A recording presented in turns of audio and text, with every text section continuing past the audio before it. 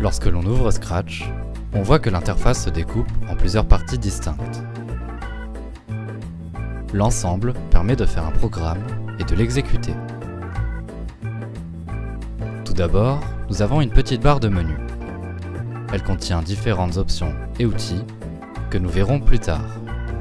Ils permettent, entre autres, de changer la langue du logiciel, de gérer les fichiers, comme dans un logiciel classique, et contient aussi quelques outils qui ne sont pas indispensables pour programmer. En dessous, nous avons, de manière générale, sur la gauche les fenêtres qui concernent l'affichage de ce qui sera programmé, et sur la droite, les fenêtres qui concernent la programmation de ce qui sera affiché. Regardons les fenêtres de gauche. Tout d'abord, nous avons la scène. C'est un peu comme un mini-écran. C'est là où le programme que l'on va coder va s'exécuter. En dessous, nous avons une fenêtre qui contient tous les lutins que l'on va utiliser dans notre programme. Un lutin, c'est un élément graphique auquel on donne des instructions. Nous en parlerons plus amplement dans les vidéos suivantes. Juste à côté, nous avons une fenêtre où nous allons pouvoir ajouter et modifier les arrière-plans. Un arrière-plan est une image qui sera toujours à l'arrière-plan sur la scène. Passons aux fenêtres de droite. Elles concernent la partie programmation à proprement parler. On y trouve trois fenêtres auxquelles on accède par ces trois onglets. La fenêtre Script, la fenêtre Costume et la fenêtre Son. La fenêtre Script contient d'une part les blocs du langage Scratch et d'autre part l'espace de travail dans lequel on va pouvoir écrire nos programmes à l'aide de blocs.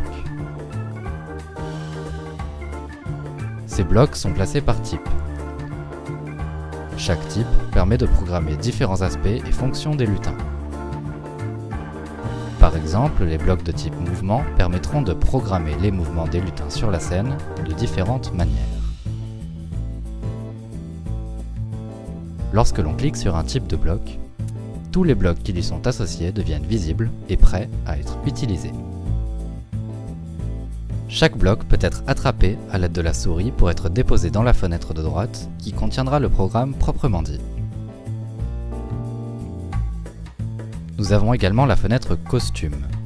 C'est dans cet espace que nous allons pouvoir modifier l'apparence des lutins.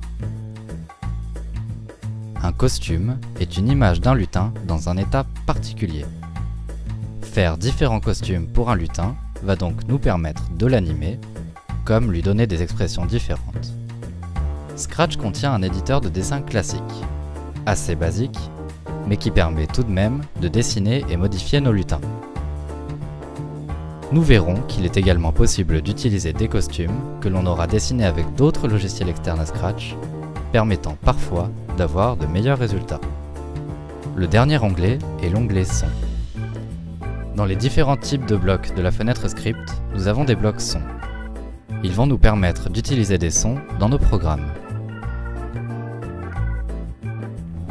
C'est dans la fenêtre Son que nous allons pouvoir créer des sons en les enregistrant directement depuis Scratch, ou bien en charger depuis notre ordinateur. Il n'est pas nécessaire d'utiliser des sons dans un programme, mais lorsque l'on programme des jeux ou des petits dessins animés par exemple, ajouter des bruits et de la musique donne un côté ludique supplémentaire. Voilà, nous avons vu comment était constituée l'interface de Scratch. Dans les vidéos suivantes, nous allons commencer à programmer.